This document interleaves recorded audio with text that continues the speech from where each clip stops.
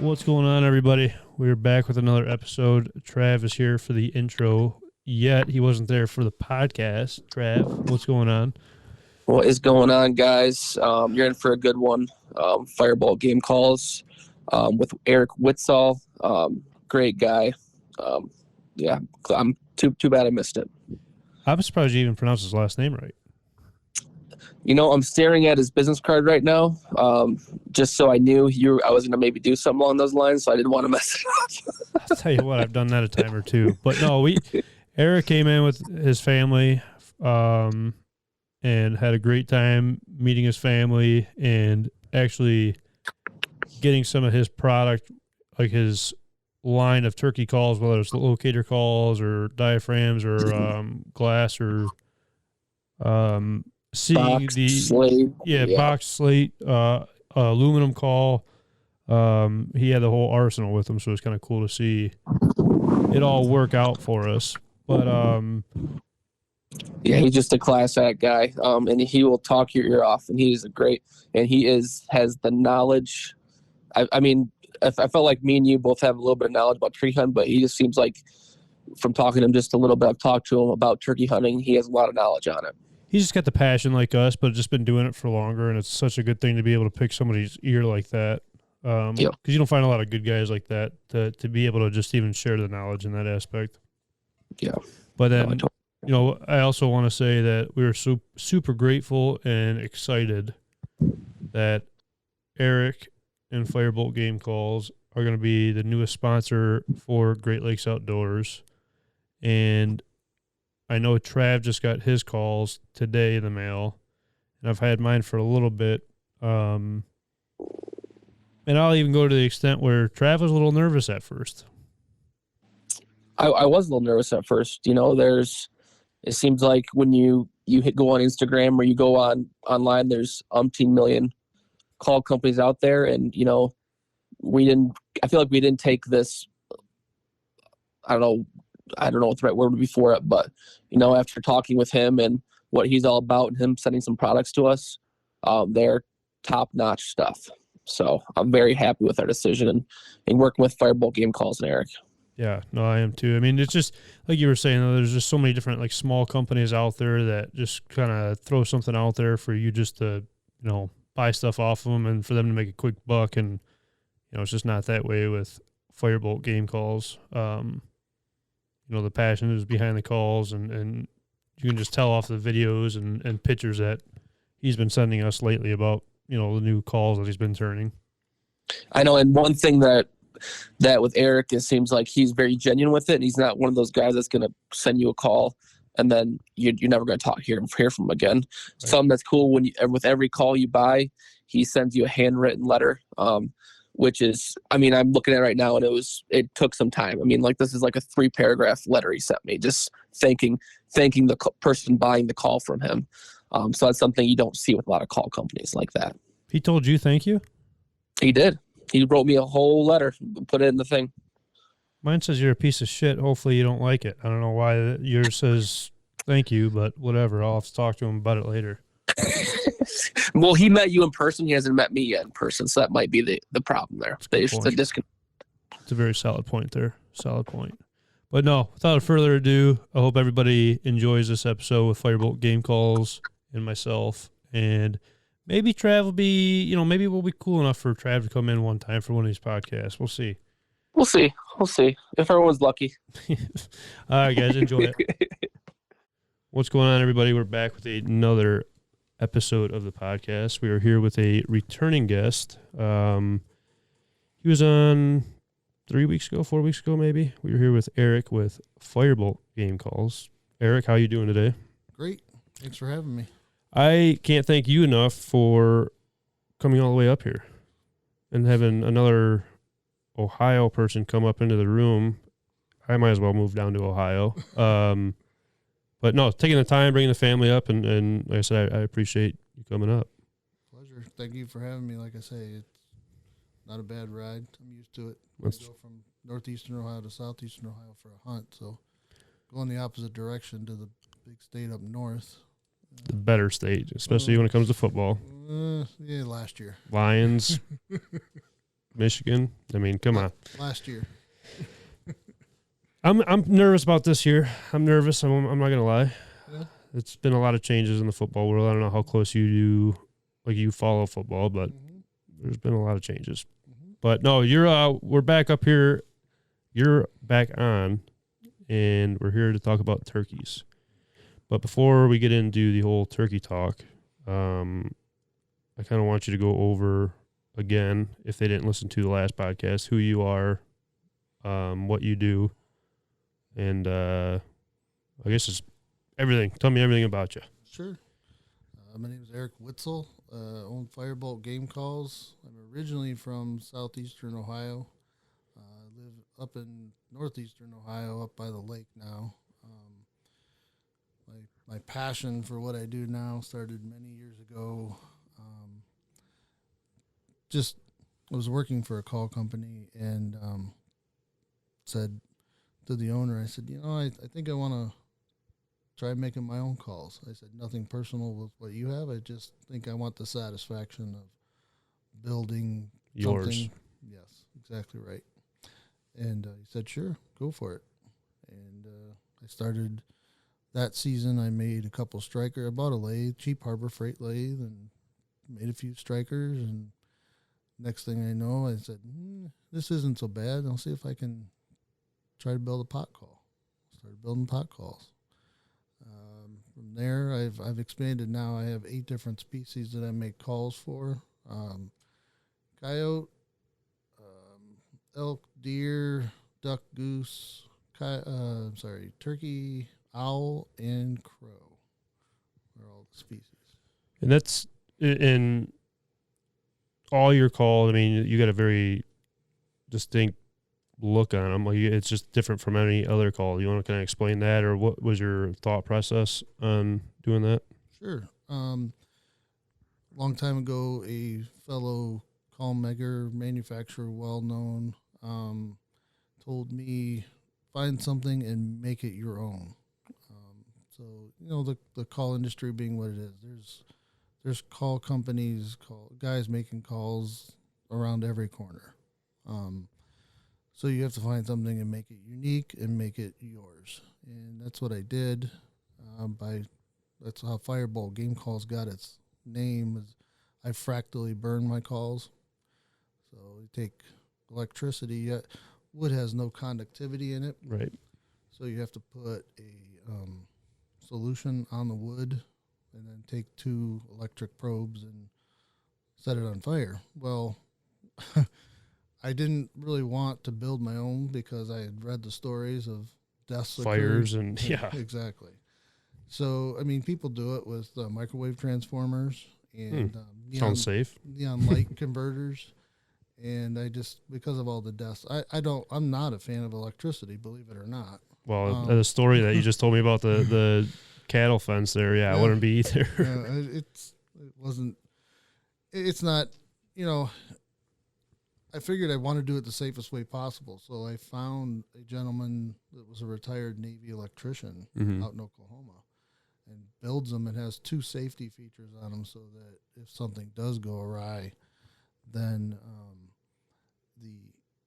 the current will stop. If I get shocked and I drop the probes, that should stop it. But if my foot stays on the pedal, it's still going to try to run a current. But if I get hit that bad, then my foot comes off the pedal and everything stops. What's kind of like how much power is going through that? Actually, voltage or amperage, I don't know. I think we talked about it before. Yeah, You're an electrician. Yeah. I don't know which one's worse. Amps, I believe it is. Okay. The amperage then is so low on this. I've actually gotten hit a couple times just because of my own. I wear rubber sole shoes. I stand on a rubber mat. I do all the work on a rubber mat, a sheet on top of it to try to protect everything. But I still, an elbow hits my toolbox or something, and I just feel that little tingle. It's when you get too comfortable on the stuff, yeah. Exactly right. So, it's got a very low amperage compared to the ones that people are building. That's why I did it as well, knowing that if I get hit, it's not going to be the end of the world. It won't be bad. It'll get my attention for sure, But for the small stuff I'm doing, I do have another business where I make charcuterie boards and tabletops and stuff like that, where I do the fractal burning. But those guys that are doing the big furniture, they're using the high amperage machines that I'm not. I was gonna say, would that burn right through one of your calls if it was a bigger? Yes. Okay. Because the walls are so thin. Right. Calls, it would just go right through. I've even done it on a couple of calls inadvertently and ruined a call. But it's kind of like building a custom duck call, working on that tone board. Everything's so fine and so minute. You know, it only takes 10 extra seconds. Right. Or, you know, It's almost like the jigs that I'm making, that when you put them over the heat, if you're not paying close attention, you hold it just there for long enough, it'll start melting back into its, a liquid state. Right. And you really got to pay close attention on every single second that goes into it. 1,000,000%.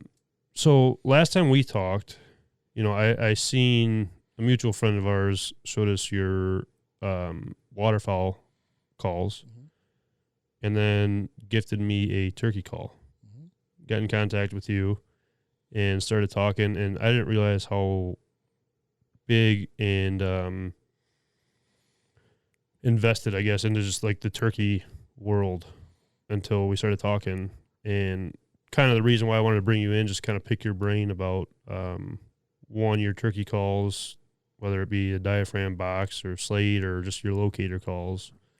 Do you kind of want to just talk what you can do or what you do with your turkey calls? Sure. So right now I have 4 lines of calls that I sell. There's a domestic line. That's my standard line. That's all cherry, oak, walnut, maple, poplar. That's the working man's call. It'll sound like a turkey. It'll sound like a duck, goose, whatever. Right. And it's not meant. It's meant to work. It's not meant to be a showpiece. Right.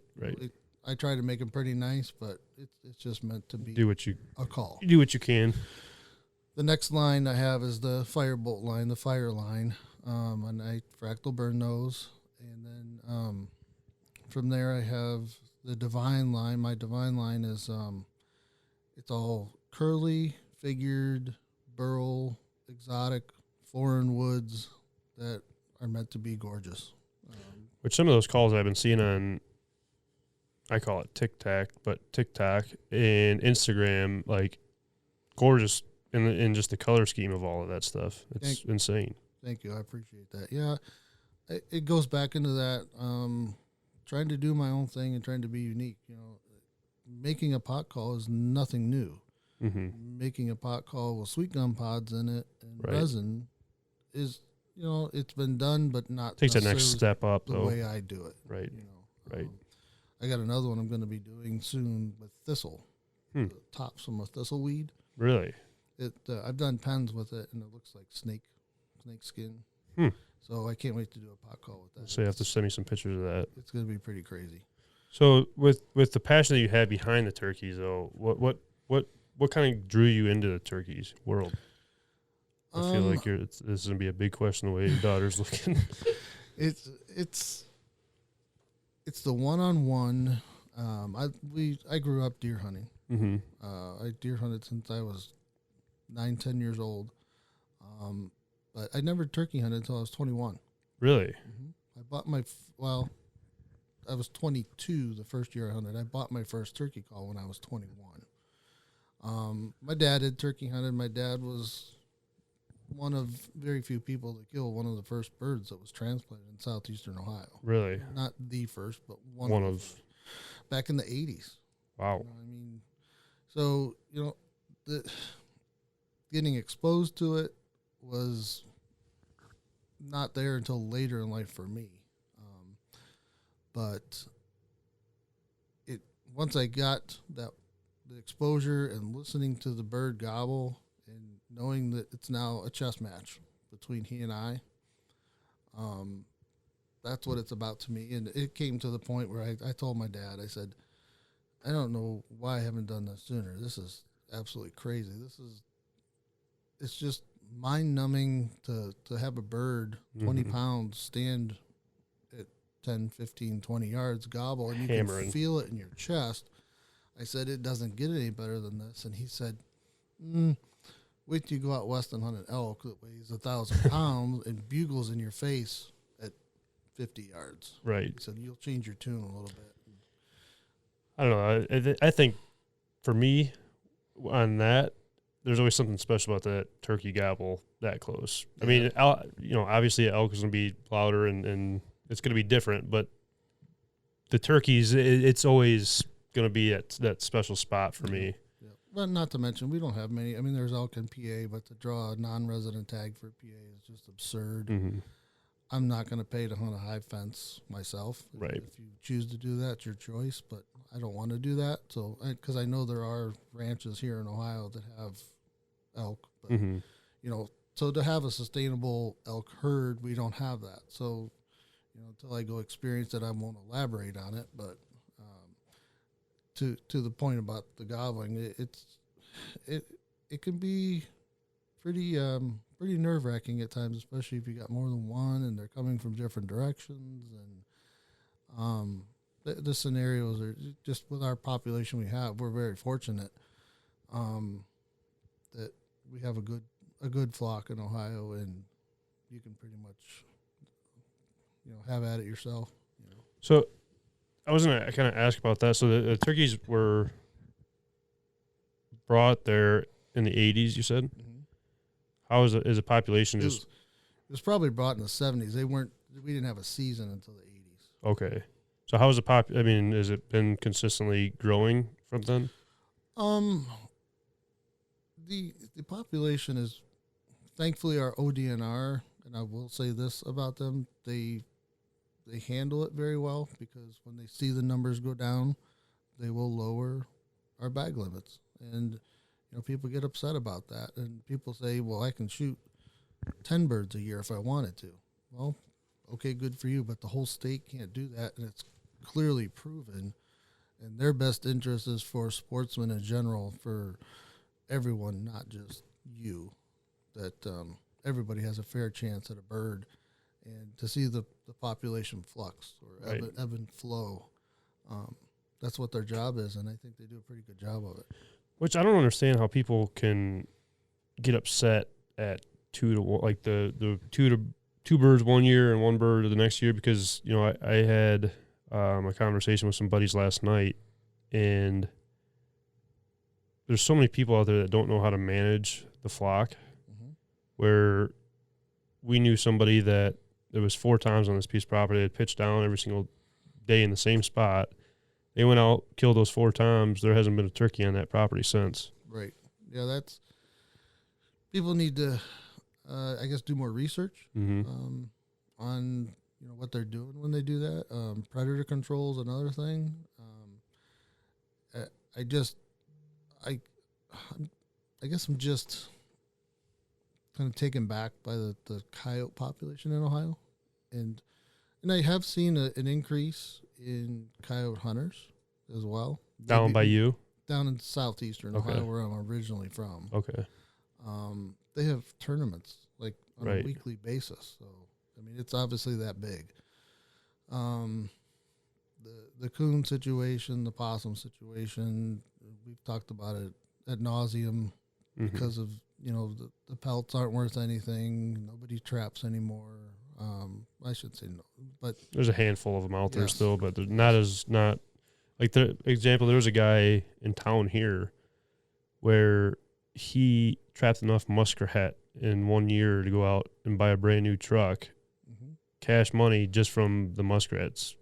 But nowadays, like nobody's doing that kind of thing anymore. Right, and there was at one point. My dad took my girls out and taught them how to beaver trap. He's written books on beaver trapping and bobcat trapping. And at one point, the water fur bears were where the money was at. Mm-hmm. I think even that market has plummeted. I haven't followed it for years, but I haven't either. Do you trap at all then, or do you put any time in to the population of coons or things that are going after our turkey population? I do not.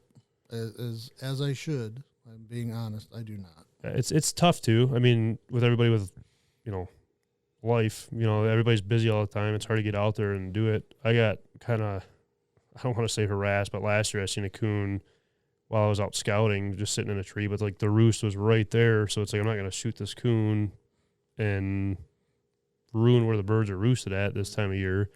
But the plan is tonight for me to go out and try it for the first time, like coon hunting in itself. I've done the coyote hunting and stuff with those guys that were on here. But I'm going to see what coon hunting hopefully is all about. Are you going with somebody? Yeah, so the same guys that did the coyote hunting. Okay. So it'd be with those guys there. They have coon dogs? So I don't know if we're, no dogs. I don't know if we're calling or, like I said, I've been having pictures of tons of coons just going through the field and picking at whatever. So we might just do a lot of hopping around, seeing if we can see him out in the middle of the field. We had Connor on last week or 2 weeks ago by the time this drops, but I didn't even realize that. I knew coyotes like repopulated with the numbers that were like missing, but I didn't know coons were capable of doing the same thing. Sure. And they are more prevalent than coyotes for sure. Mm-hmm. But I was asking about the dogs because I know you've had a couple podcasts here recently about your dogs. Mm-hmm. Growing up with my dad, we had coon dogs, and that's a pretty awesome rush too. It's pretty cool. I almost feel like that's almost like a dying thing as well up here anyway. I can't talk about the South because that's a whole different world down there compared to us up here. I don't know if I've ever really met anybody with actual like coon dogs, like, you got your beagles and stuff for rabbit hunting and whatnot. Sure. But for predator hunting itself, I know there's a couple guys at the west side of the state, they use the dogs, and then Trav's dad up north, they use dogs for coyote hunting. Mm-hmm. But I don't think there's anybody like local that really uses dogs. Right. Well, that goes back into the hides not being worth anything anymore as well. Right. Many years ago, my nearest and dearest friend in southeastern Ohio spent $3,000 for a red bone. And holy smokes. The intent for that was he would make that money back the first year. In hides? Coon hides, yeah. Wow. And he did back then. No, That's why you're not hearing about people owning coon dogs anymore, right? Because there isn't that need, that want. I'm guilty of it with my lab. Mm-hmm. I don't work with them as much as I should. We just talked about that before the podcast, even about just the training aspect of our dogs, or what we expect out of them compared to what we're putting into them. Right. And the coon dog's the same thing. They're bred, and I'll say, my dad told me years ago that the hunting aspect had been bred out. I had a Weimaraner. Mm-hmm. He said the hunting aspect the Weimaraners used to have, or that instinct that they used to have, has been bred out of them. They're show dogs now. And, there's still great Weimaraner hunting dogs out there. Don't get me wrong, but he was absolutely right about mine. My dog, he was the best dog I've ever had in my life. I think we talked about that, whether it be on the last podcast or over the phone, because it was the one, right? If I'm not mistaken. Yeah. Yeah, and he said you get one good dog in your life, and I really thought it was going to be a lab, but it was that Weimaraner. He was the best dog ever. Well, it's better than like a Chihuahua or Yorkie or Purse dog being that one. Right. Well, I mean, and like I said, I don't know if it would hold true, but I don't know if the coon hunting aspect has been bred out, because you don't hear, like you said, you don't hear much about coon dogs, but I can tell you from my perspective, the Weimaraner that I had no idea how to get a bird, how to point. None of that. I don't know. I see tournaments for coons, and the coyotes, or the tournament for coyotes, keep on building. It seems like every year with more and more people doing it.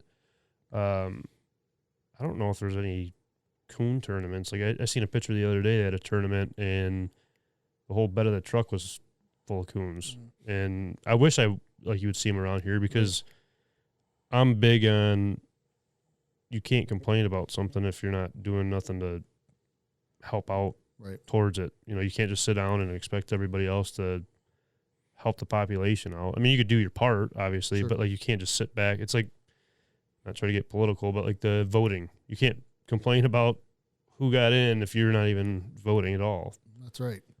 And it's, again, I say it's on me, but it's hard as well having a full-time job and being 2 hours away from where I Right. hunt. Right. So having a trap line is definitely not going to happen. Because Should I go down there and coon hunt, or could I go down there and coyote hunt with those guys that I'm friends with that do those tournaments all the time? Yeah, I could, but it's hard. Right. You know, not making excuses. It's on me. it's no, I completely understand that for sure. Just a lot of time, and then for us, I could be wrong on this, but you have to check your trap lines every day, right? Every 24 hours in So- in Ohio. I think it's the same up here. So I mean, for you driving 2 hours away, like you're not gonna have a life. You're not gonna be able to make calls. You're not gonna be able to do anything. Nothing. No. That would- It's a, like you said, it's a dying art, a dying. Passion No, or it yeah, is. it's It's a huge piece of history, if you ask me. right. It's a lost art, I guess, is what I'm saying. Yeah, I mean, it goes back to even like the pictures in the room here, like or your calls, like the time, and people don't realize like the history and like what we're actually losing, no matter what kind of hunting it is or traffic, whatever it is. That's a huge piece on why we have the populations the way we do nowadays, or you know, if it dies out completely, who knows what we're going to have in 10, 15 years. Right. So it is us. It is up to us as stewards of Right. the land, hunting, fishing, trapping. It's up to us, and I'm blessed that I have 3 daughters. That when I had my 3rd daughter, and all my buddies were razzing me. Who's going to go hunting with you? And I played baseball, so who's going to play baseball? Well, all 3 of them played softball, and all 3 of them hunt and fish with me, and they're all adults now, and they all make their own decisions, and they make me proud every single day. Well, I'm sure they appreciate you saying that. Well, Everybody's going to start crying in here now.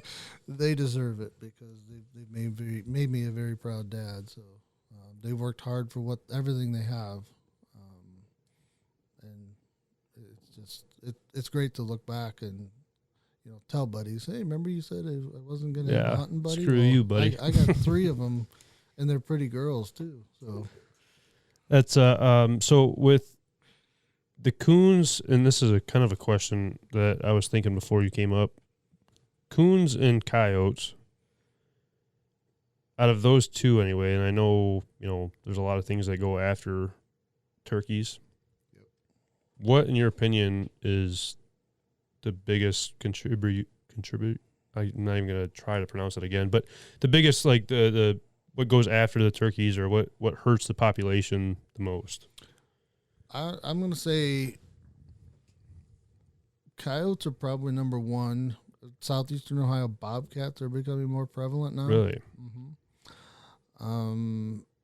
Maybe coons 3rd, possums because of the egg situation. That's the problem. That's where I was.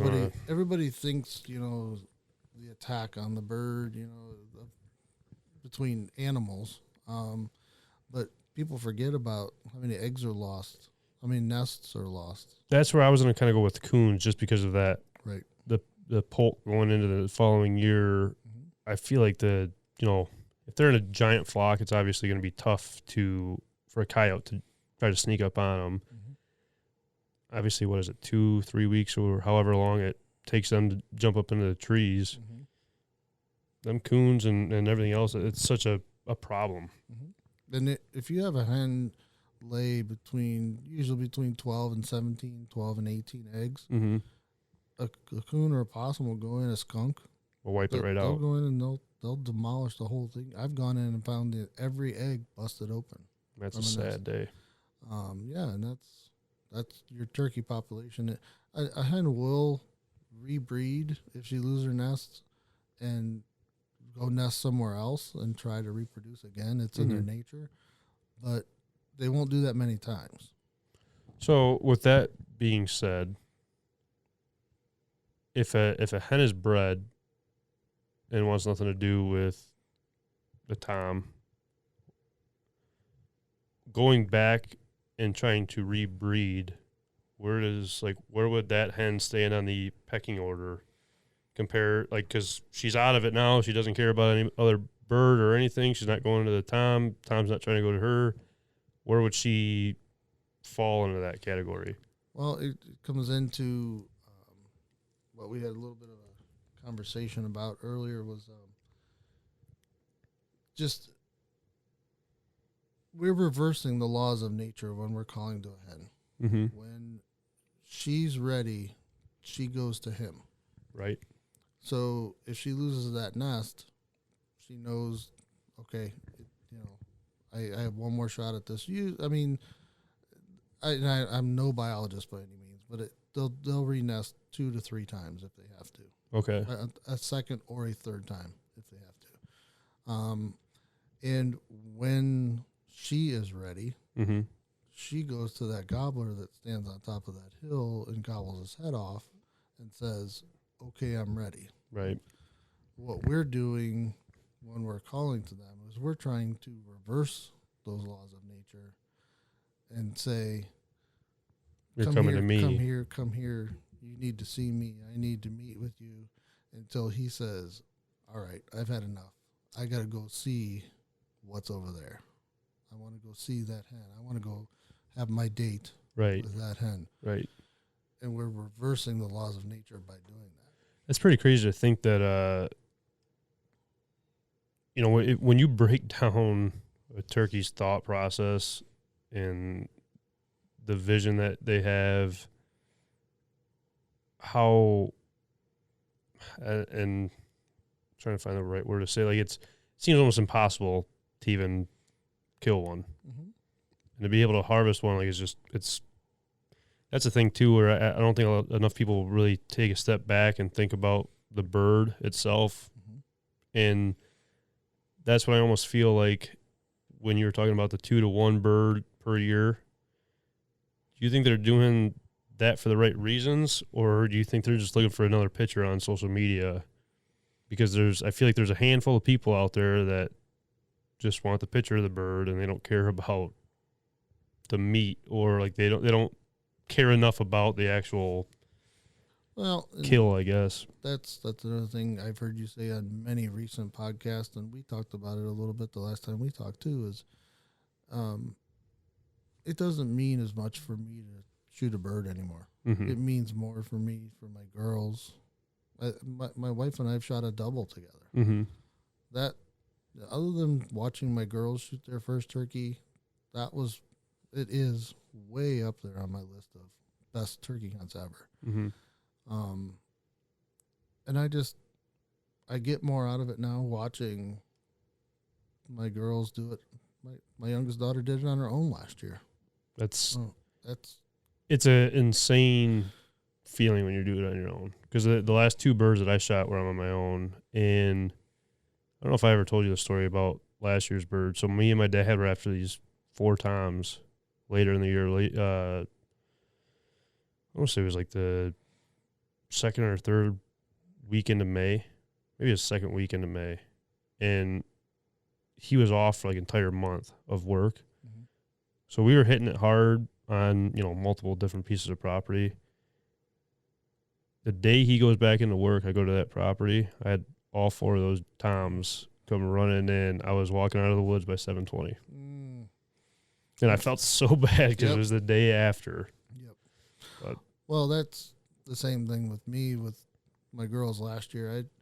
I lost my dad a few years ago, and prior to that, 2 years prior to his passing, I wanted to fulfill the words of the song "Granddaddy's Gun," mm-hmm.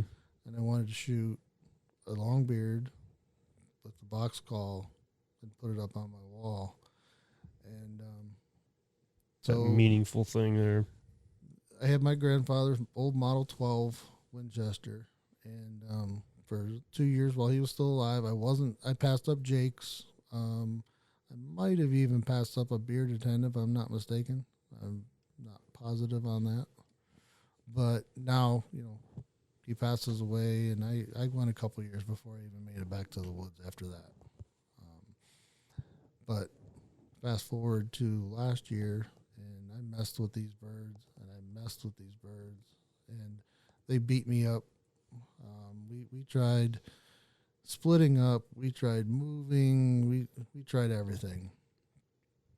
And finally, on the last day that I could hunt, we separated, and we just said it's going to happen like this or it's not. And fortunately for me, it happened, but just like you said, that moment before I pulled the trigger, I said to myself, I really wish this was one of the girls. Yeah. And I pulled the trigger and I killed them, but I fulfilled that dream, and my girls were very excited for me. They said, when I texted them, they knew who it was. They knew what exactly had happened. So they put in their work too. Right. They do. And just as excited and pumped as I get for them, they do for me too when I set goals like that for myself. It's a big thing to have a strong supporting house or just back like support group behind you. Yep. When I met my wife, I said, we were dating, but we both were dating at the time, and I told her, I said, I'm having a problem because when I bring up the fact that I want to go hunting, girls, they disappear, and I'm not. I would make it very clear. Not stopping. It's a part of my life. It has always been a part of my life, and I'm not going to quit. And she turkey hunted with me one spring, and I shot a Jake, and she told me next year I'm carrying a gun. She got the bug that fast. And I said, yeah, this is the one. So from my understandings too, you used to do a bunch of seminars for turkeys? Yes, sir. So can you kind of walk through that? What was it for? Like, what was the seminars? Who was it for? Was it for yourself? Well, I used to work for a sporting goods store, and I would do them in store. I did a couple venues. Just listen, if you're a turkey hunter, you're always learning from the bird. The one thing that I'll say I'll never profess is to be an expert. Mm-hmm. I will profess that I have a lot of experience. Mm-hmm. So that's what I would talk about in my seminars is my personal experience and, friends and family's experiences. And, you say a gobbler won't come downhill. A gobbler won't cross a creek. He won't cross a fence.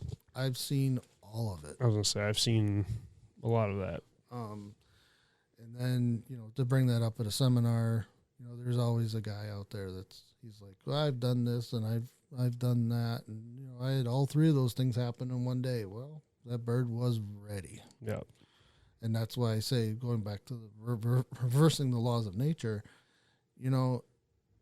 when they are that fired up, they'll do about anything. You can be the worst caller in the world and still kill a turkey. Right.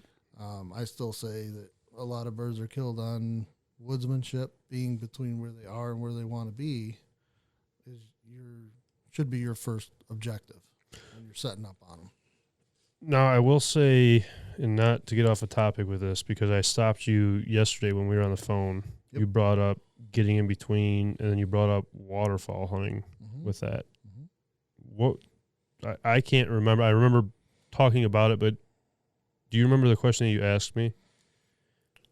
No, we were just talking about the correlation between, I don't know if ducks and geese are more apt to be called in as opposed to, a turkey. They can be stubborn, but when they're ready, they're going to do whatever they want to do. And I had asked you, I don't know if it's the same for waterfowl. I've killed ducks, I've killed geese, but I'm not a diehard waterfowl hunter. So for that, it's almost like the same concept, right? Like you want to be everybody wants to be on the X, like where where they want to be. But if you can't be on the X, what's in between from point A to point B? Right. Or point A to point C. It's going to be point B, like just getting underneath them or in their path of where they're going.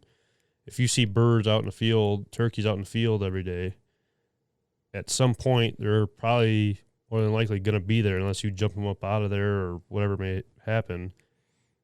But some of my favorite hunts are just getting underneath the flyway and tricking them enough for them to think that's the new spot to eat at now. Mm-hmm. You know, and it goes the same way with turkey hunting. You're tricking that bird enough to have him come running out and beat the crap out of your decoy or whatever. But you know, there's for us, I'll say I don't do the best job, and I should do a better job at it with getting to know my woods or properties that I hunt, because there might be that little grass patch in the woods that they're pitching down to and then going wherever. Right. You know, last year me and my sister went out. I followed deer trails to be as quiet as I can to get it as close as I can to the roost and just have a different perspective of where they're hearing the call from compared to where they're usually hearing the call from. Mm-hmm. We We were close. We've seen the birds, but the hens pulled them away, and it's just part of hunting. Right. And you talked about that a little bit earlier too before we started recording, getting at different locations and spots, whether it be public or private land. You want to kind of just touch on that? Yeah. Well, you kind of hit on it there just for a moment. Getting to know your property, and if a guy's available, or I'd say guy or a girl is available, and the family, if they want to do their scouting now, which we all should be, right, and build natural blinds as opposed to carrying in a synthetic fiber or synthetic material blind, that's a good thing to do now too. They're pitching into this field 5 out of 7 days of the week, and they're pitching into this spot. All right, well then let's go build a natural blind with sticks and logs and leaves and everything now, so they get used to it prior to the day for opening day of season. You're trying to, make a quick makeshift move. blind. Do I think that synthetic blinds or material blinds, does it bother them? I think it can. I think it has. I don't know if it affects them all the time. Goes back to the pressure, I feel like, of the birds, or how many people, like, I wouldn't do that on a public land spot where there's a lot of hunters. Right. But if I have private property, I would probably try something like that. Right. And that it goes back into scouting. I have my best farm abuts public land. So I know that, all right, if I don't do any good on the big farm, I can go to the public land, but I also need to know that Pressure of hunters, hunters. John, Susie, Larry, they can all be in there as well. Right. I've called birds literally across both fence about both ways, from the public, from that big farm to the big farm, and from the big farm to the public, because I thought they were roosting on the other side, and I was wrong. But there again, it goes to, if I believe if you're going to hunt public land, the hunting tactics might want to change a little bit. Calling might want to change a little bit. That's I'm big on a box call on public land because not many guys like to carry them. Right. They're big. They're bulky. They make noise if you don't secure them properly. 100%. I carry 2. Really? Sometimes 3. Might as well carry a pocket full of jingle bells, too, walking through the woods. Right. But I know that if I go to public land, that's a sound that not everybody, it's a smaller percentage of guys want to carry a box call. So that puts the advantage on my side. And along with that, it goes back to the woodsmanship part of it. And a lot of guys will set up on the side of the road, and you can see the pull-offs. Right. They're right. there for people scouting and pulling in there and having a crow call, an owl call, hitting them real quick. Okay, there's 2 birds there. Boom, we're going on to the next valley. Mm-hmm. Well, if you can switch that up a little bit and you have means or you have a way on public land to come in from the inside out, so to speak, if you're hunting a lake, an inland lake, and you can come in via boat. Right. And you can shore the boat and come in from the inside as opposed to from the road, you're going to be at a huge advantage. Right. And that's one of the things that gets overlooked. That's one of the things my dad and I wanted to do that we never did. That's some of the coolest pictures, and I bet one of the best feelings. But seeing the pictures of the guys driving back down the river in their boat and the turkeys in the front of the boat, like I couldn't imagine like the time spent and the energy spent to try to get to that spot. But that's a thing too, where it goes back to how bad do people want it? Yep. How bad do they want to work for a certain thing? They see all this stuff that's going on, or they think they're big and bad, but like you got to put work in. People just don't see it that way. Sure. There's a lot to it, and I think to that point, it's the success is a lot less on public land because of the pressure it gets. Right. So we're already at a disadvantage as hunters. I think this was many, many, many years ago. It was like 25% of people that bought tags in Ohio actually shot turkeys. That's like baseball. That's crazy numbers, right? You know, hitting 3 out of the 10. Right. At bats.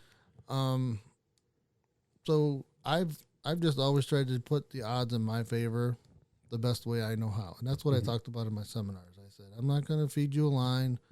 I'm not going to try to sell you the latest and greatest call. Right. If you want it, great. If you don't, great. But I will share with you things that have worked for me in the past. Right. Tactics that maybe you've never heard of. Maybe you have. Or maybe you've heard I've never tried them. But maybe you will now.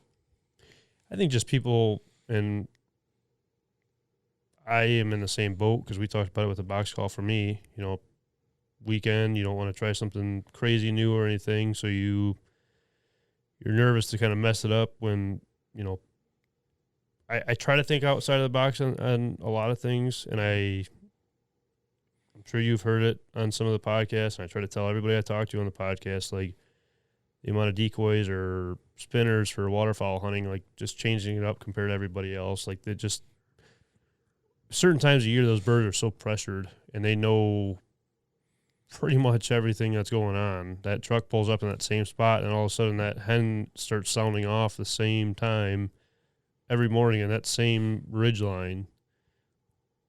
It's probably that same guy going, you know, they just get hip to a lot of stuff real quick. Right. Real quick.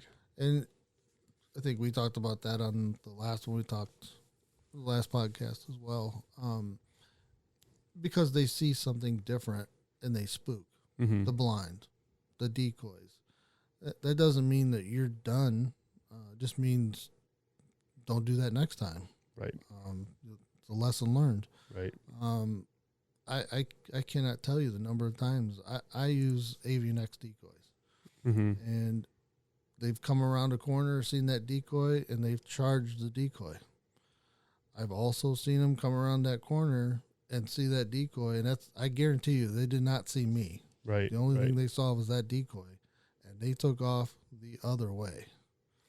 How can how many see that? How many are you running out on a average hunt? Usually 3. 3. And I'll vary that up a little bit, 3 to 4. Usually a strutter, a jake, and a hen. But there will be variations of that too. Ronnie Cuz Strickland had a term MRI, most recent information. So if I went out with, let's say, a strutter today and 2 hens, and the bird didn't come in. He came to the field, but he wouldn't commit to the decoy, so we could have a successful hunt. All right, well, tomorrow we're going to try the jake. Right. That doesn't work. The next day we'll try a jake and a hen. Maybe we'll try to put the jake on top of the hen so that strutter is like, you're not going to breed my hen. You gotta, and here's the problem to guys like yourself and me that are only able to hunt Saturday and Sunday. Right. We don't have a lot of options, so we got to throw the book at them. Yeah. You gotta adjust on the fly a lot of the time. Sure. That's sure. I don't going back to that. It's people can't think that I shot a bird this day over these decoys.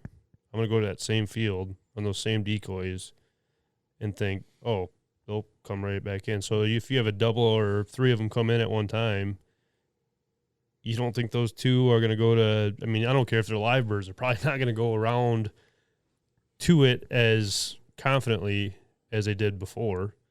So for us, like I'll run a jake and a hen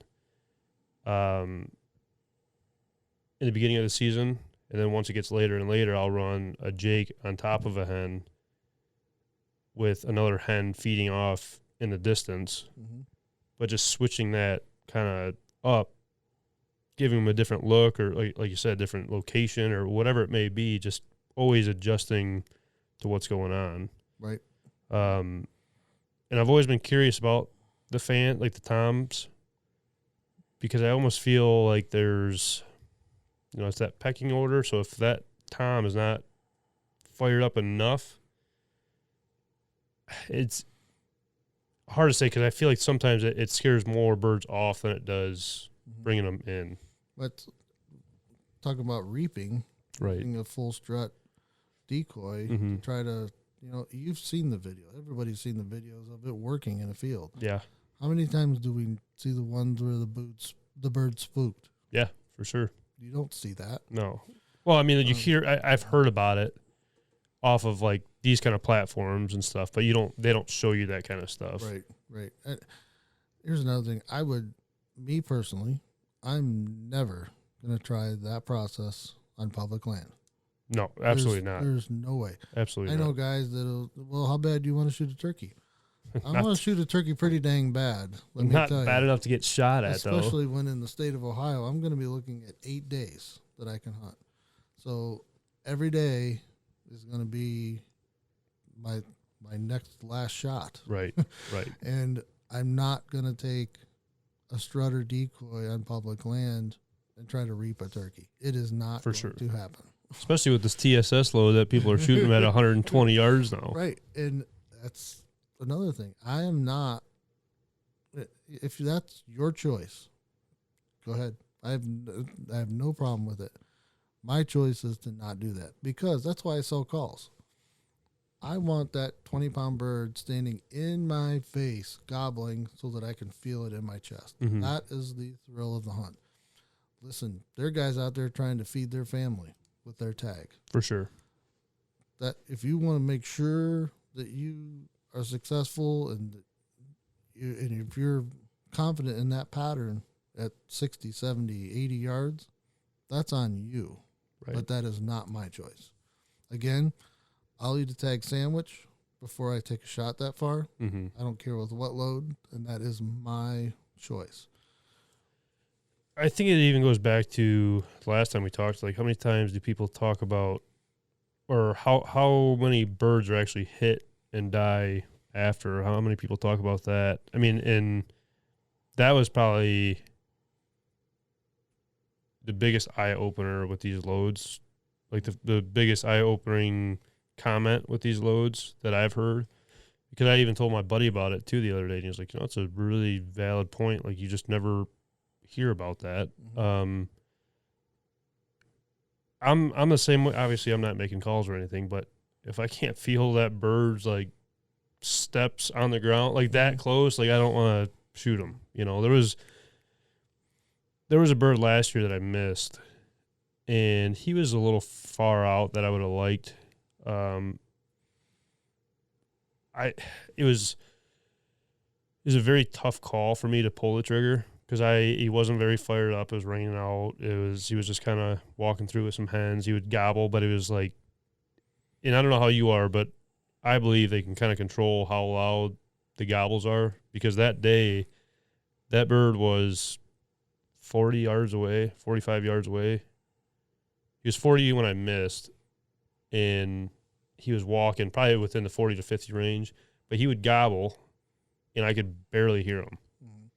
Well, a lot of people don't realize as well. Yes, that they can change their tone, but the wind, if the wind's blowing away Right. from you, that will take the sound of the gobble. There's a lot of variables For sure, to each situation. Were you in a valley? Were they, out in an open field where you're surrounded by woods, up above you where you're like down in a bowl? Well, that sound's just going to echo, and Right. it's going to sound bigger and have more tone. Right. So there are a lot of variables with it. People don't believe it. I have video of a hen gobbling. Same I here. have video of it, and people are like, "You're crazy. It's a Jake. No, He just doesn't have a beard." 1,000,000%, this is a hen. I'm with you. And if you choose not to believe me, okay, I have the evidence. We got a video last year. Trav came up opening weekend. We shot a bird that morning. Trav came into town. We hunted that night, and then the next morning with him. And he's got a video I did on my old phone before it was still sitting in the water out there, of a hen actually coming in and like fanning out towards another hen and showing dominance, obviously. But like it was just one of those bizarre things. On the hen topic, so bearded hen. Yep. Is that a bird that is breeding still, or is that it is still a bird? Yes. That's okay. Because it's a what is She's still a hen. the whole? But like the genetic kind of thing with it all, I guess. I'm looking for the right words to say. It's no different. It's an anomaly. Mhm. It's no different than a color phase. Okay. Just like your waterfowl. Mm-hmm. It's just something that happens. It's more common now than it was even 10, 15 years ago. I've been seeing a lot of it. I can't explain why the commonality of it is changing. Must be the water up in Flint or something. It's in Ohio too. So. Also, well, gotta stop getting water from up here, I guess. Yeah, I don't know the reasons why. I mean, it used to be a rare thing to see a bearded hen. Mm-hmm. It used to be. I mean, it's to my. It's still rare to see a hen gobble. But I can for sure. tell you, it happens. For sure. So when these guys, when I would do these seminars, they would come up and I did this and I saw that. Not saying you didn't, well, right? but yeah, I'm not going to call you a liar. right. If that's what you saw, that's what you saw. For sure. For sure. And I can't stand when people are like that, because it's almost like they're just trying to pick a fight with you. Right. And it's like, Right. I'm not saying you're wrong, or I'm not like happy for you, but Right. I don't really care at the same time. That's the other thing. If people grow to know me or get to know me through my call business or personally, even, I'm a humble man. Mm-hmm. I don't brag about my stuff. I don't brag about my calls. Right. I will not do it. I'm a faithful person. We're a faithful family, and God will cut you down. He will find a way to bring you down a level or two. For sure. Start boasting or bragging about yourself. That's why I say I'm not an expert turkey hunter. I want to learn every time I go out. That's my goal. My girls, I take them out and I say, "What did we learn today?" "Well, you taught us a new tree today, Dad." They can tell you trees. They can tell you spring flowers. So you were talking about the wood that you're using. I was lost probably after the second one. I was like, what the heck is this guy talking about right now? Yeah, and that's another thing too is, I have, like I said, I have woods from all over the world. I have woods that I dye stabilize myself for a certain color. I have extinct wood, Mm-hmm. wood trees that don't exist anymore. Oh, really? Yes, it's wormy chestnut. Wow. I have a stash of it. People say, "Well, I have an American chestnut in my yard." Right. Wormy chestnut was gone when the settlers got here. That's why they used it for all their buildings. And that's the only way you can get it now is from old house foundations, old barn foundations. And it's, people are repurposing it. Wow. You know, it's not the wormy chestnut from back in the day. Is not today's American chestnut. That's bizarre. And I don't think people like even look at, we talked a lot before we started this today with the details and the time that goes into like the wood calls, but just the history behind the wood call, or not just the wood call, but just that piece of wood, I should say. Sure. I have another wood that I use too. It's called bog oak. It has to be carbon dated to date it. And these are woods that are 3,000 to 5,000 years old. They're not extinct, but they were found in the bottom of a swamp somewhere and dug up from the bottom of a swamp. And it's like dark brown, and more often than not, it's black. It is coal black. That's crazy. And it's another wood I like to use because of the story. It makes right. Because not everybody makes a striker out of bog oak. Right. Not everybody makes a call out of wormy chestnut because it's extinct. It happens, but rarely, and I want to be one of those people, and I that's why I make, and I try to think outside the box. My calls the way I do, just something different, something unique, not to be gimmicky or gadgety, because I'm not trying to recreate a turkey call. Right. You're making it your own. Yes, and that's just it right there. Right. But making it something different that, wow, I've never seen that before. That's what means the most to me, is when somebody lights up or somebody, makes a comment on a page, on a social media page and says, that's the coolest thing I've ever seen. Right. And that means more to me than. It's almost like our hunts, like when I see the smiles at the end of the day, or like them posting their pictures about how excited it was. It's like, that's what I'm kind of going for. I'm trying to reach that point to these people to make them understand on how fortunate we are to be able to go out there and do this kind of stuff. Right. And for today's youth, to take them out there, even if they don't hunt, and introduce them to a white-tailed deer. Well, I see deer all the time in my backyard. Okay. Take them to the park again in the spring. They see a turkey. Yeah. I've never seen a turkey before. And to see their eyes light up, and like you said, and get as big as golf balls when that 20-pound bird gobbles into the blind, that's irreplaceable. Yeah, I'm with you. That's what last year when I took. I don't think I mentioned this story. There was a different hunt I took my sister out on. We had some hens come out. The tom kind of sat back for a little bit. I think I told you about this before. But that tom just got about that 40, 45 yards away. Maybe not even that far. It might have been like 35-ish. I let her, I let that bird walk. Because, one, that was her first time that close. So for that thing to gobble that close to the blind, Right, will get anybody going crazy. Two, it wasn't paying any attention to us. So getting a ethical shot on it, right, pretty tough to do. But sure. at the same time, at the end of the day, yeah, we wish we would have got that bird. But she learned so much from that one particular hunt. Like just people, I don't know, going back to the roots behind it, I guess, or the passion behind it all. Yep. And that's another thing that I've taught my girls and my family, my wife, and kids that I've taken. It's not always about the thing that you bring home. That's the trophy of the day. It's the memories you make while you're out there. It doesn't always have to be a tag filler, right, to be a successful hunt. Yeah. With when you're out there hunting, one, are you putting birds to bed?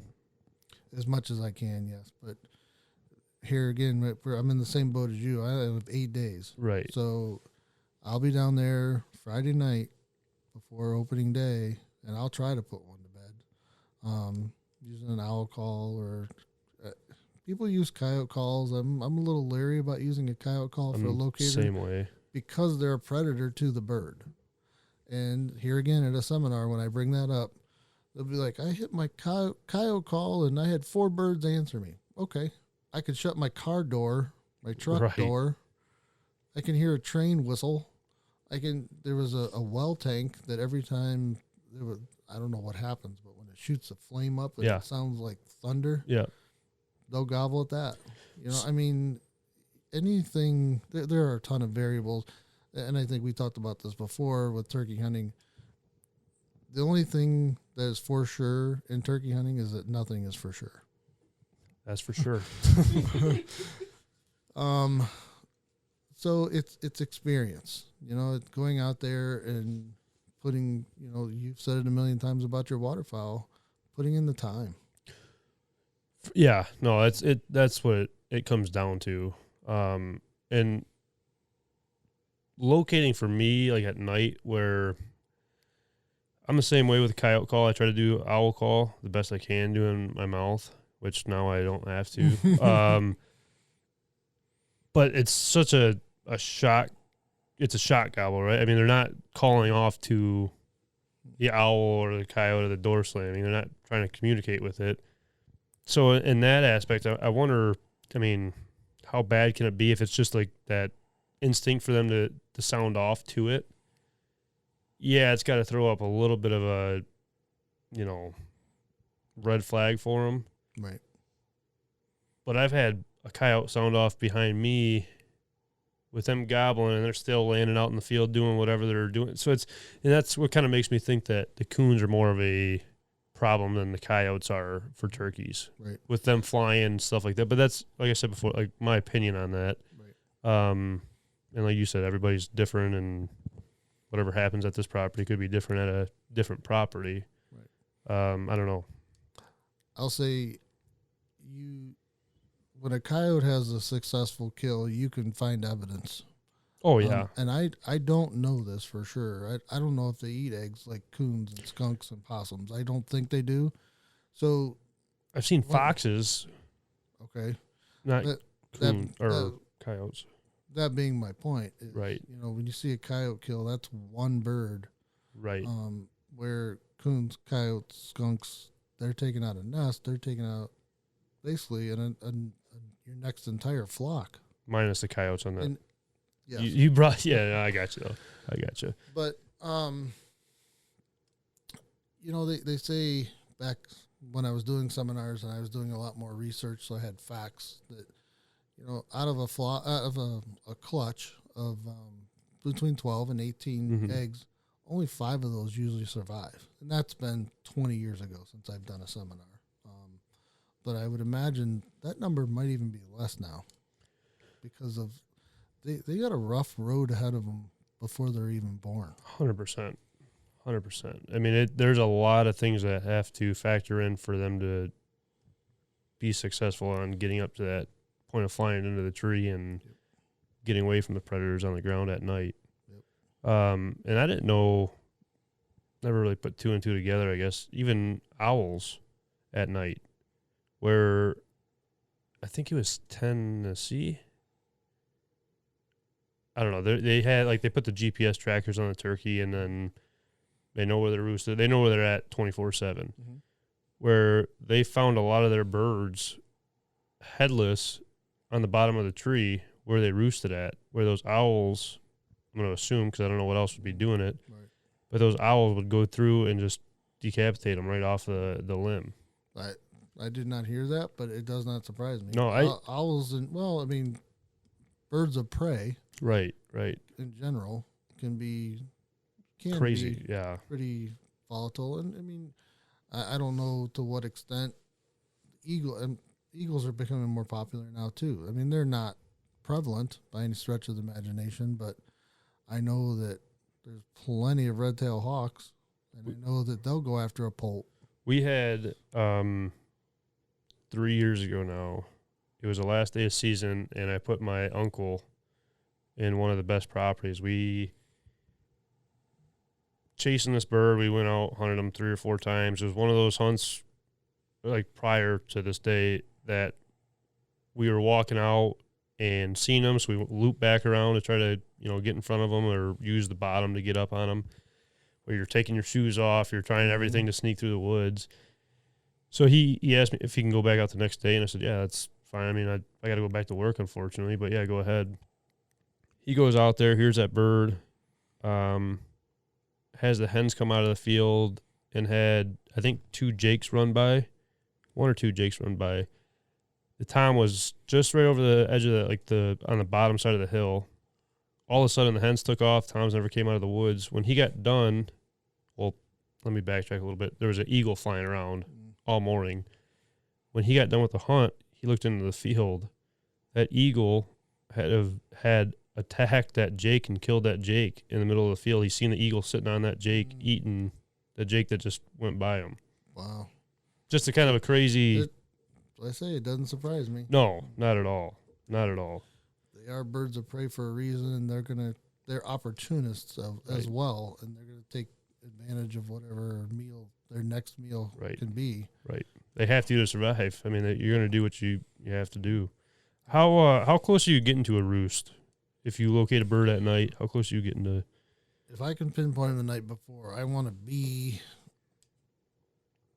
up to 100 yards. Now, in the past, I have done what they call the samurai warrior, where you... I haven't heard that one before. Okay, you roost them the night before. You have a good idea where they are. Throw a knife at them or something? So you Sword? sneak in the morning, first thing in the dark, and the first time you hear them gobble, they're in the tree directly above you. Oh. I've literally done that, and I've done it more than once. It's not commonplace, right, but I've done it more than once. And let me tell you, when you're sitting there, it'll wake you up. When you're sitting there thinking he ought to be gobbling by now, how come he's not gobbling? Mm-hmm. What's going on? And I mean, you still try to be as careful as you can possibly be, and you maybe make a few tree clucks with your diaphragm, or even if you can't use a diaphragm and you're good about it, you're real careful and you make a few tree yelps on your slate, and he gobbles right above your head. Let me tell you, different world. Oh boy! How have you been successful with that? No. I was gonna say, I feel like they know you're there. Yeah. Because a lot of the time when I take people out, the biggest problem that I have, even if I tell them the birds are roosted right here, and we jump a hen or whatever it may be out of the tree, which I don't think is a terrible thing to an extent, because now you're that bird and he knows she's there. Phones in the morning with the light on. It's horrible. Yep. I try to get in it, and it goes back to knowing your property. Right. Right. It's hard to do that on public land, but if you know your property and you can get, just like I did those couple mornings, underneath, I didn't mean to get underneath them, but get close enough to where you're ready to set up and hunt. That gives you a huge advantage. Well, and you never know either, though. That bird could be hopping around tree to tree. Like, I've seen them last year before season. It was like a week before season. I would just sit out there, kind of like how you're doing it, where you're just sitting out there learning what they're doing or where they're roosting at or whatever it may be. And I just wanted to get a better idea for opening morning where, okay, I got to shut my headlights off here. This is where we got to make sure we're super quiet. But once we get past this spot to get on the backside of them, we're a little bit more free. Where they'll run up the tree, jump to another tree, fall out of that tree, jump to it. It's just it's crazy how much they actually move in that time frame. I just had a video a few weeks ago on Instagram. I was live, and the birds, you could see them going limb to limb, just like you're talking about. In fact, one flew from the tree on the ridge to a tree right behind where I was sitting. I thought she had flown to, it was a hen. I thought she had flown to the ground, and she flew up in another tree right behind me. It stood there and just gave me what for. Yeah. And that goes back into, calling sometimes, when you're calling to a flock. It's the age-old question. What do you do to a gobbler? How do you call to a gobbler that's henned up? You call the hens. Yeah, for sure. That is your best bet, and it's probably your only hope. Right. Because I will say this. 2-year-olds are a little more suspect. They're longbeards by then, but they're a little more suspect. They're a little more callable, but an adult 3-year-old plus bird, if he's got a flock of hens with him, he knows what's up. He's played the game a time or two before. He has, and good luck. Yeah, exactly. That's all I'm going to tell you. Try to call the hens. Try to get them to come to you, because if they do, he will.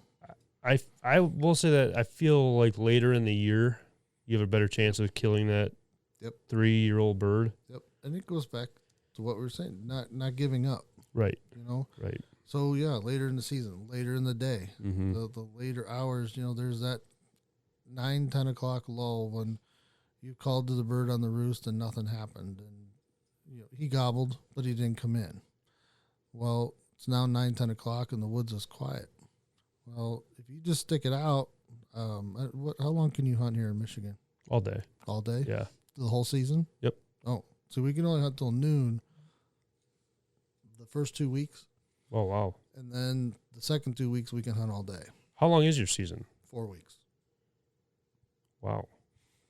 So we have, you know, not to get off topic here, but limited time to hunt, you know, weekend. I try to take time off of work during turkey season, but you can never predict the weather and what kind of weather you're going to be having, whatever it may be. But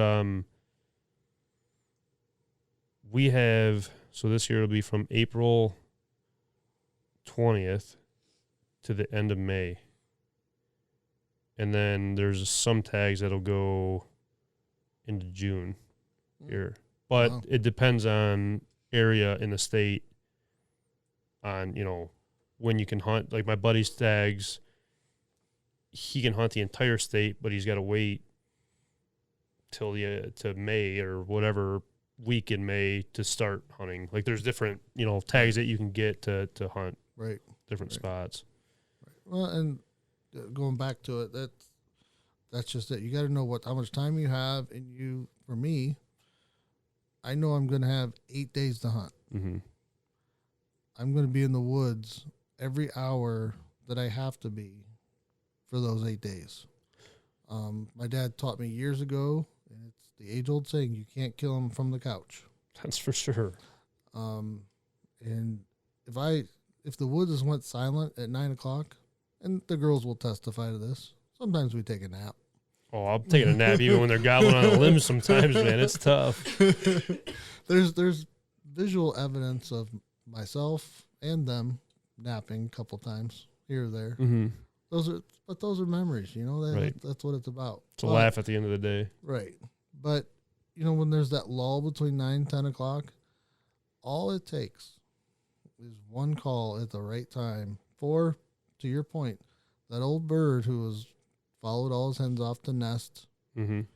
If he's ready, he's ready. He I'm telling you, if you get a bird gobbling after 10 o'clock, you better hang on, because more often than not, if I've had a chance at a bird after 10 o'clock, Mm-hmm. he's been shot at. Whether I hit him, killed him, missed him. Right. After 10 o'clock, if they gobble, look out. Now, what kind of change do you have for those afternoon birds or those midday birds? It's knowing your property, Mm-hmm. and if you know they're in that vicinity, Mm-hmm. set them out, wait them out. I don't like to get up and walk a lot because I don't want to bust a bird. Right. I'm less likely to bust them staying in one spot if I know they're in the area. Right. If I have to, I'll get on a ridge and I'll do what they call ridge running, Mm-hmm. and I'll just run the entire ridge. Not run, but Walking, hopefully. I'll call and Yeah. every 50 yards, every 75 yards, and if I strike one, and then people get into locator calls too, but they're again a box call. You get a Right. box call to get deep down in a hollow. You might get one fired up, and there again too is changing up calls. From a slate call, or changing up surfaces from a slate, glass, or aluminum call. Maybe it's that one tone that they want to hear.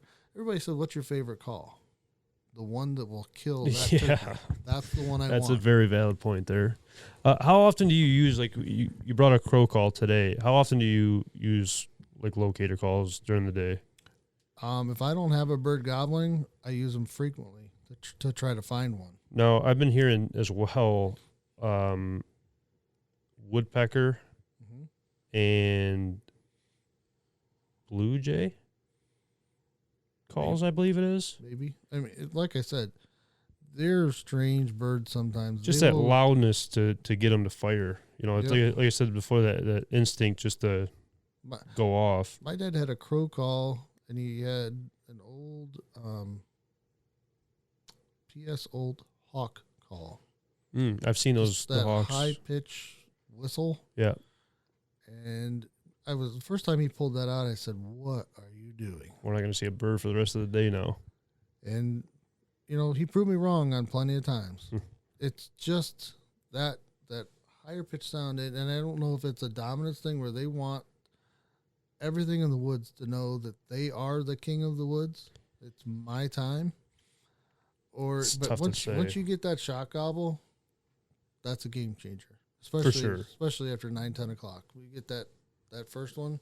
For sure. I'm sitting down with the nearest tree that's bigger than my shoulders, and we're gonna have a game. That's what's tough though too. Even I fall into it a lot where it is a slow morning, birds didn't work out or cooperate the way you wanted them to. To sit there for that extra time out there, hoping and just to sit out there and not hear anything is such a discouraging thing.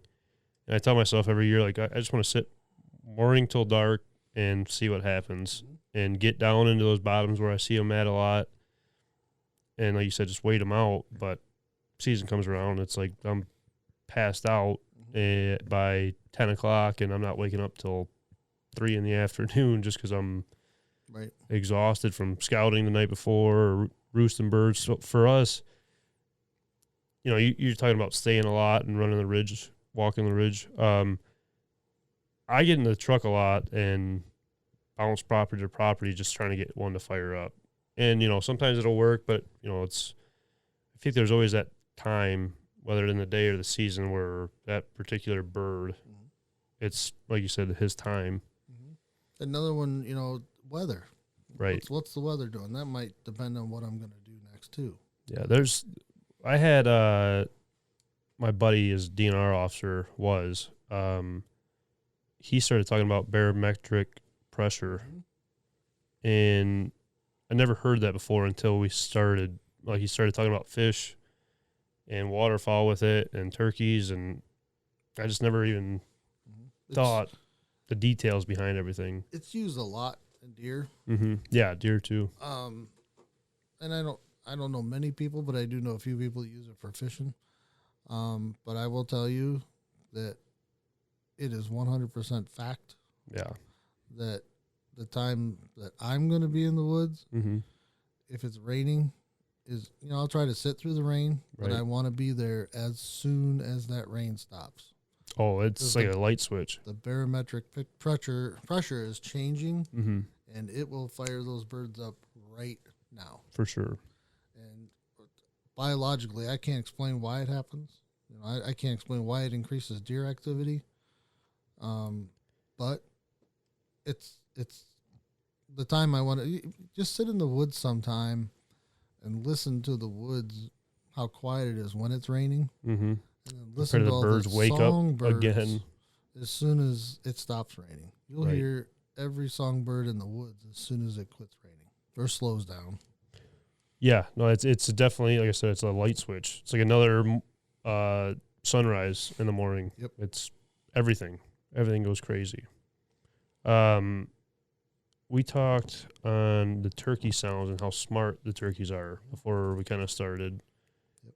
Have you seen a video on the birds? Like, some guy had 10, 20 turkeys that he kept at his house just to learn the language of it all. It's like insane how smart those birds are. Like he would put a fake snake out, and the sounds that they would use for the snake, or a hawk would fly over his house, and the sounds that they would make for that, just telling everybody what's going on. And then you think to yourself, how can I still call this Tom across this field? Right. When they have a whole different language that we don't even know how to speak, basically. Right. It goes back to, again, when I was doing my research, when I was doing my seminars, hens have something like 30 different calls. And I'm like, well, wait, we're making like Right. 6. Right. For the most part, there are very advanced callers. For sure. And I'm not going to profess to be one of them No, that me can either. do many more than those handful of calls. But yes, they have ways of communicating both audibly and physically. Mm-hmm. That again, it's the fight or flight, Right. the will to survive. Only the strong survive in the wild. Mm-hmm. So for anybody to say they don't do that, I can't say that. They'll make sounds. You know, like I said, the one that baffled me was the gobbling hen. You know, I mean, It's crazy when people like think that they just have it all figured out, ain't it? Just like they think that everything is just they know that bird or those birds, and it goes for deer hunting, it goes for any kind of hunting in general. You're never going to be right to them. Nope. And I started when I was 21. I'm 53 now. That's 32 years, Mm-hmm. and I'm still trying to learn. Oh, yeah. I have experience. Yes. Mm-hmm. I don't and will not ever say that I'm the best and expert. And that's why people talk all the time about when I lose that feeling when I hear that first gobble in the morning or when he's gobbling in my face at 20 yards. When I stop trying to learn from the bird, I'm done. Yeah, you don't have a drive or passion that's behind it why all. I'm building calls now, but I still go to my local metro park and mess with the birds in the park because I still want to learn. And I'll video, it doesn't have to be gobblers. I'll video hens. There's a flock I'm watching. It's got 12 hens and a gobbler and a jake in it. And you can just sit back and watch. They're cityfied birds, but they're still have the same wild animals. right. And by the way, had 2 coyotes try to attack them. You know, What do they do with that? I had just shut the camera off the first time, and I just shut the camera off, and I was starting to put stuff away, and heard wing beats, and I said, "What is?" They were far enough away that I didn't spook them, Right. and all I saw was hens going up in the air and gobbler running up the ridge, and I said, "What is happening?" And there was a coyote in amongst them. I said, "All right," so I turned the phone back on, started recording again. And the next time was a black coyote came in, and the birds, they escaped again, but this is all on tape. And it was barely, but they did escape. Wow. But, you know, it's so to learn the instinct or the survival ways of them or other. Go ahead. Well, I'm sorry.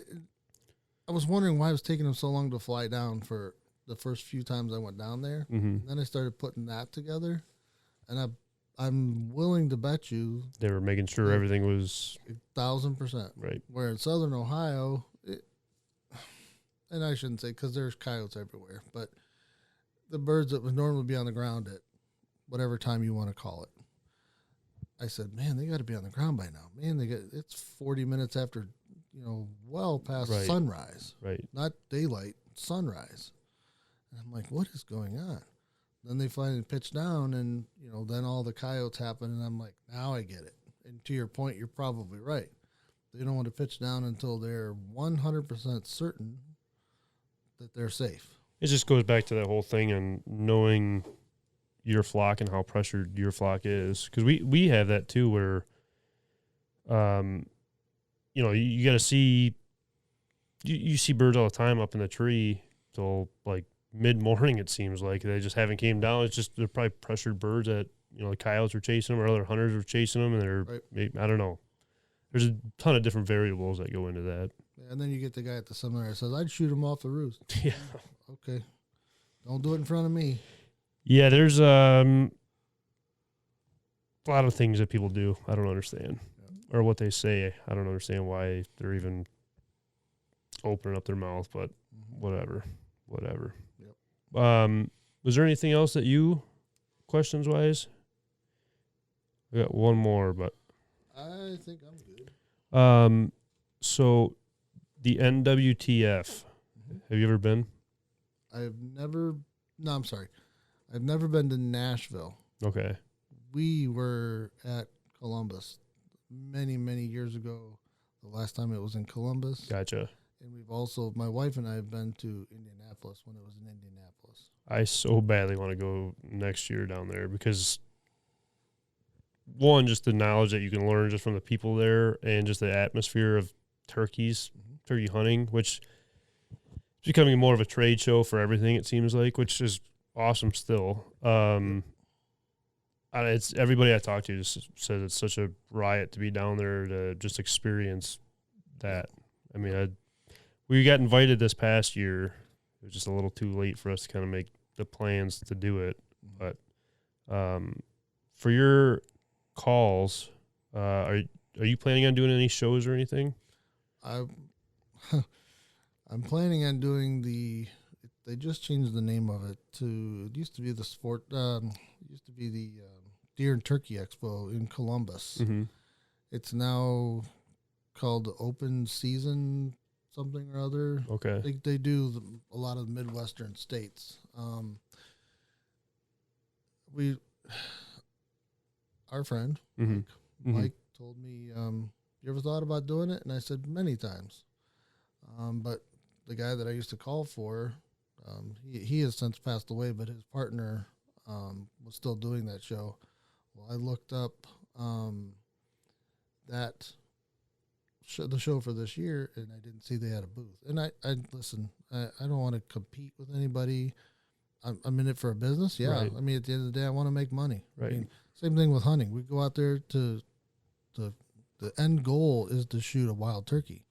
But, the end goal for me with my business is to make money. Right. Yeah, for sure. So, but I didn't want to be that guy that said, I just want to build calls for myself and then start making them and then go down and be a competitor. So to see that he wasn't there anymore, I said, maybe next year we'll do it. And I talked to my wife and my girls, and they said, sounds like a plan. And what I'm going to do is, the plan is, I literally right now, I can't keep up by myself.